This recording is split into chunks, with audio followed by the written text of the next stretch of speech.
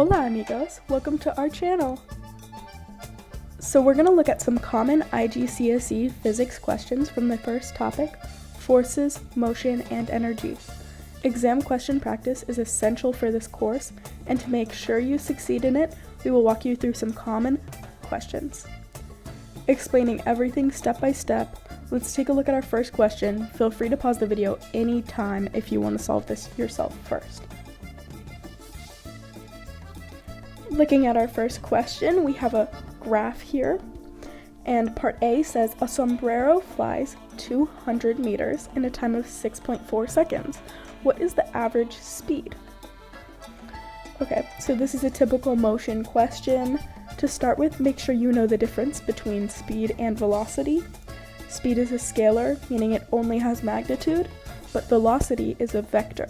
It has both magnitude and direction. You need to be careful with these two, as this minor detail is a common source of error. We're asked to find the average speed, therefore the direction doesn't make any difference. The formula for the average speed is total distance over total time. So we're going to get an answer. We just divide 200 by 6.4, which is going to be 31.25 meters per second. Great job! Okay. Let's look at part B. Part B is asking us to describe the motion of a sombrero at each point of its motion. We have point P, point Q, point R, and point S. Now, one of the most essential skills that you will need is to be able to read the graphs and make conclusions about the information displayed. To solve part B, we need to look at the graph and know how to describe motion. At P, the velocity is constantly increasing, which is described as constantly accelerating. At Q, the speed is not increasing. However, the sombrero is still at motion. Therefore, it's traveling at a constant speed. At part R, it's decelerating. The speed decreases. We can also state that the deceleration is not constant. Finally, at S, the speed is 0. Meaning the object is stationary at that point. Now moving on to part C. A rock falls through the quicksand, while a sombrero doesn't sink in, although they are the same mass. Explain why this is. In this part, you get 1 mark for saying that the sombrero has a large surface area, and the second mark for saying that this decreases the pressure on the quicksand. This conclusion can be drawn directly from the formula, pressure is equal to force over area. Okay, moving on to part D. It's asking us to calculate the distance traveled during P and Q. To do this, we're going to look at the graph once again. To find the distance traveled, we need to find the total area under the graph. We'll look at each part separately, dividing the area under P into a rectangle and a triangle. The area of the triangle is 5 times 17.5 minus 5 over 2. And the area of the rectangle is 5 times 5, so it's a square. Similarly, for Q, the area is 17.5 times 15 minus 5. Adding those regions up, we get an answer 231.25 meters. That's great.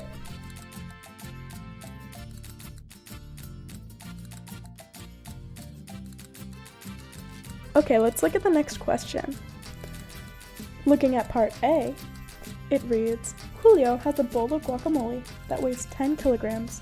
Taking gravitational constant equals 10, what is the weight of the bowl? Okay, so to solve this, we're going to take from Newton's second law. We know that F equals ma. Weight is a force with an acceleration of the gravitational field.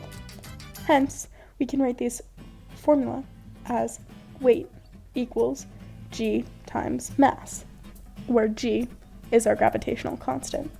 Therefore, our weight is going to equal 10 times 10, which will be 100 newtons. Okay, great. Let's look at the second part of this question. Part B asks, the cook lifts the bowl from the floor with the power of 75 watts for 2 seconds. What is the height above the ground the bowl is lifted to? Okay, perfect. First, to solve this question, we need to use two formulas. Firstly, we need to calculate the work done. As we know, work done is equal to power times time. This means that work done lifting the bowl will be equal to 75 times 2, which will be 150 joules. Next, we want to find the height.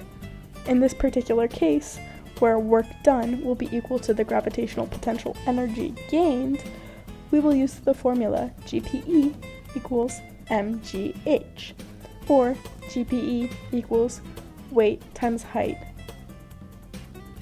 We can arrange that so that h equals GPE over weight, which will be 150 divided by 100, which will give us 1.5 meters.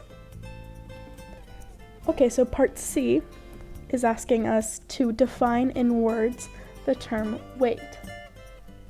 And as we know from our IGCSE Physics class, weight is the effect of the gravitational field on mass. Okay, let's look at number 3. Here, figure 3.1 shows a metal box and its dimension. So it's 3 centimeters tall, 12 centimeters long, and it has a depth of 2 centimeters. We also know that this block is resting on the ground. Okay, looking at part A, it's asking us to calculate the area of the box in contact with the ground. For this, area is equal to 12 times 2, which will be the length times the depth, which is the area in contact with the ground. And that's going to be 24 centimeters squared. Okay, so B is asking us, given that the density of the metal is 7,800 kilograms per meters cubed, calculate the mass of the block. To solve this, our first step, we need to convert everything to meters.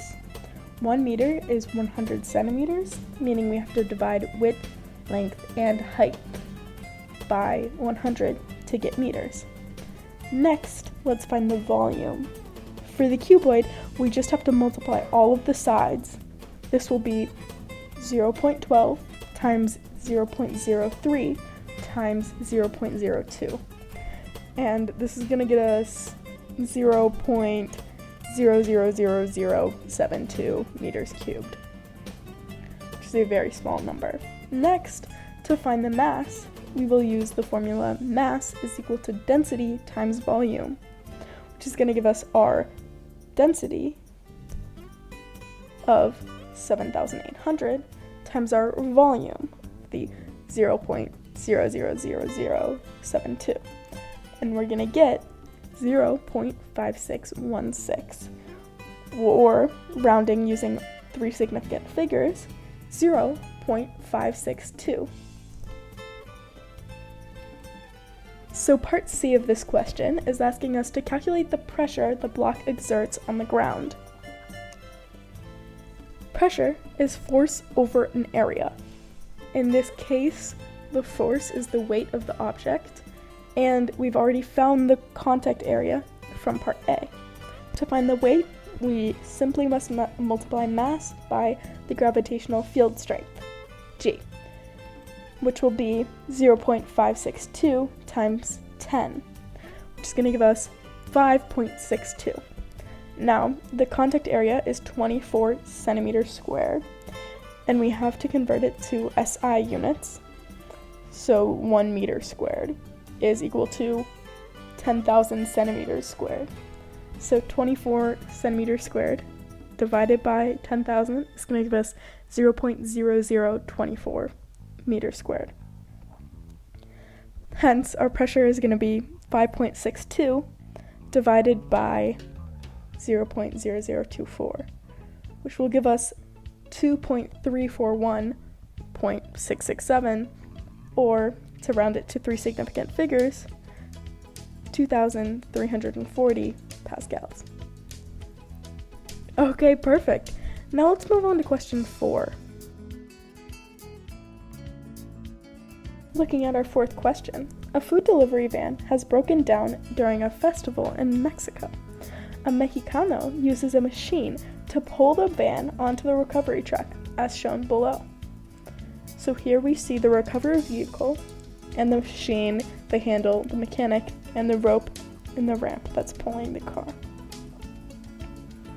Okay, let's move on to part A. Part A, we have a figure 3.2, and it shows the mechanic applies force to the handle of the machine. We see that the force is perpendicular to the handle, and it's at 26 newtons, and it is 0.94 meters away from the pivot point of the handle. So part A is asking, the diagram shows how the Mexicano applies a force to the handle of the machine. A force of 26 newtons is applied to the handle. The perpendicular distance from the pivot to the line of action of the force is 0.94 meters. It's asking us to calculate the moment of the 26 newtons of force about the pivot. In physics, the moment of a force tells us how strongly a force can cause something to rotate about a pivot. The formula you must remember is moment is equal to force times perpendicular distance from the pivot. In this case, the force applied is 26 newtons, and the distance is 0.94 meters, as stated in the question. Therefore, the moment will be equal to 26 times 0.94, which is going to give us 24.44 newton meters. Pretty easy, right? Okay, looking at part B, it's asking us to describe one way the Mexicano can increase the moment of the 26 newton force about the pivot. The question asks for one way to increase the moment without changing the force. So the force will remain at 26 newtons. Remember again, the force of the moment is equal to force times perpendicular distance. So if the force stays the same, we must increase the perpendicular distance. Okay, let's move on to question 5. Question 5, we see a small piñata-shaped balloon of mass 15 grams is attached to a hollow straw. The straw is threaded into a horizontal string. The balloon is filled with air and then released. As air rushes out, the balloon experiences a force and moves along with the string. As the balloon accelerates from rest until it reaches a constant speed. At the constant speed it travels, 0.67 meters in 0.18 seconds.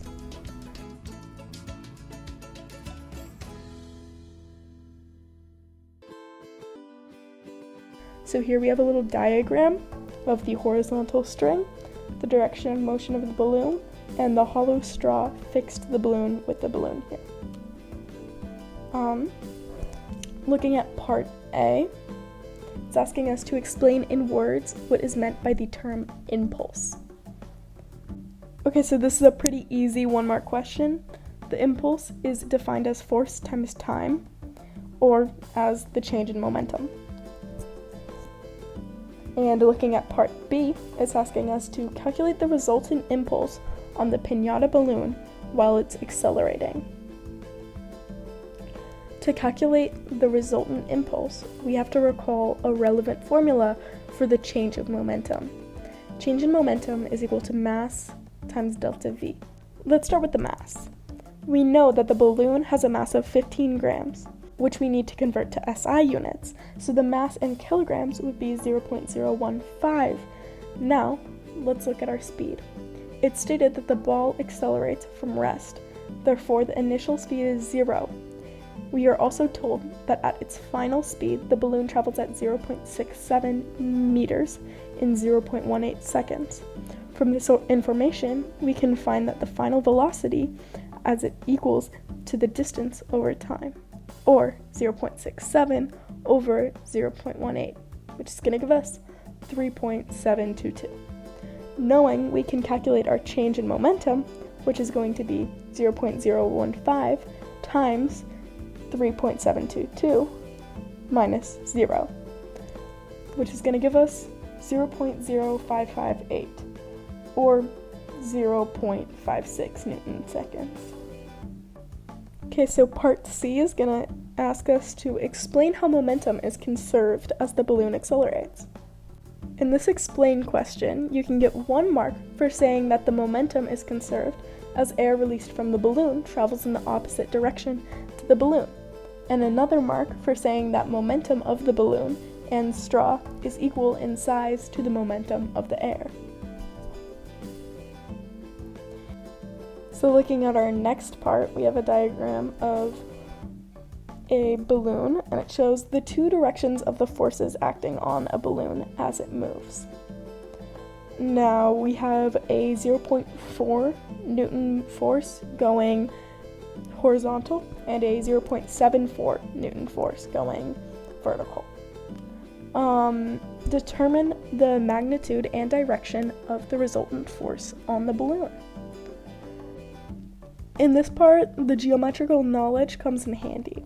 As a force is a vector quantity, we can rearrange these vectors so that one is after another. Now that looks like a right-angled triangle, with its hypotenuse being the resultant vector. To calculate the magnitude, we will use Pythagoras' theorem, which is, in case you don't remember, a squared plus b squared equals c squared. Rearranging this, we get hypotenuse is equal to square root of a squared plus b squared.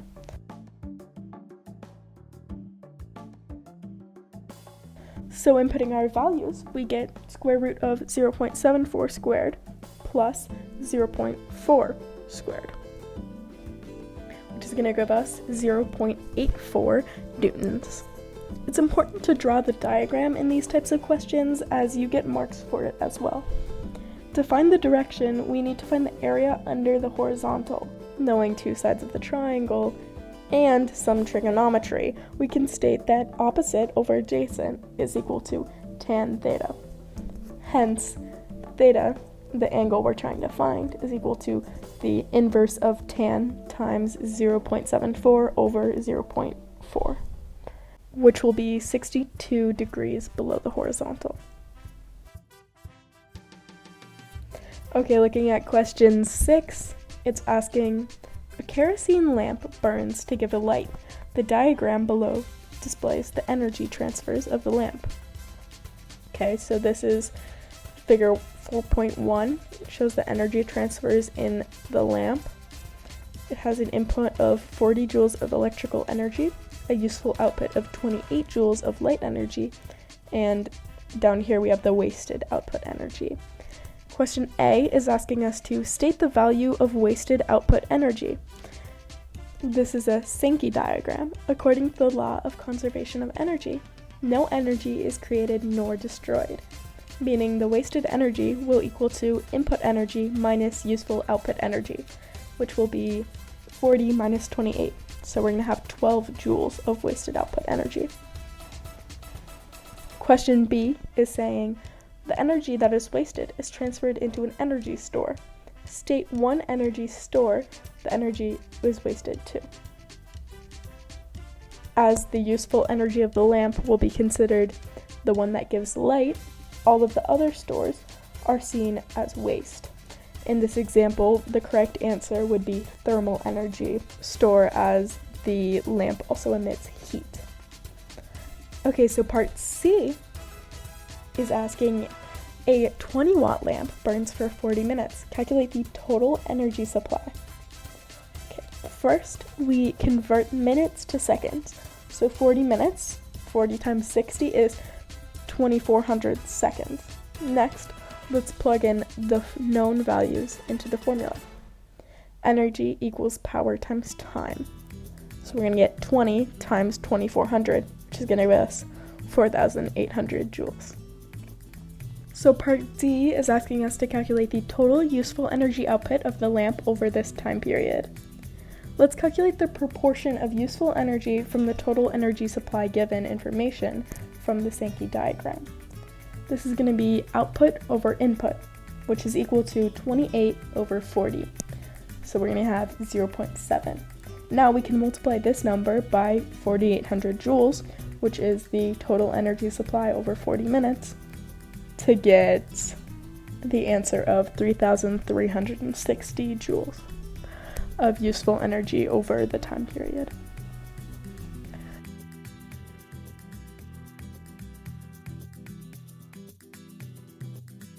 So looking at question 7, the diagram shows an archer pulling the string of a bow.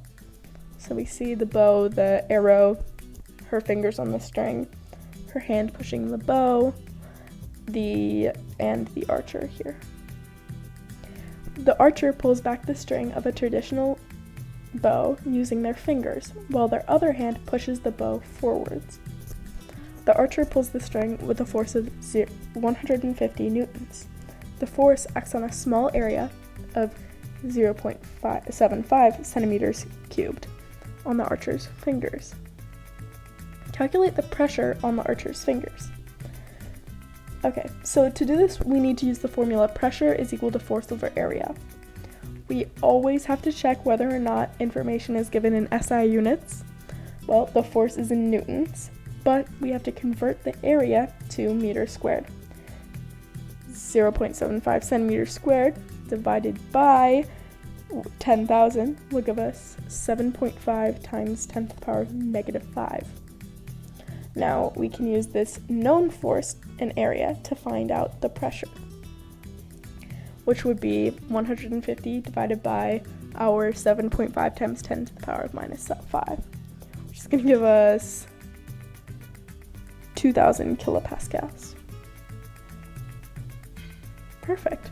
So looking at part B, the archer's other hand pushes the bow forwards with the same force of 150 newtons, but this force acts over a larger area of the palm.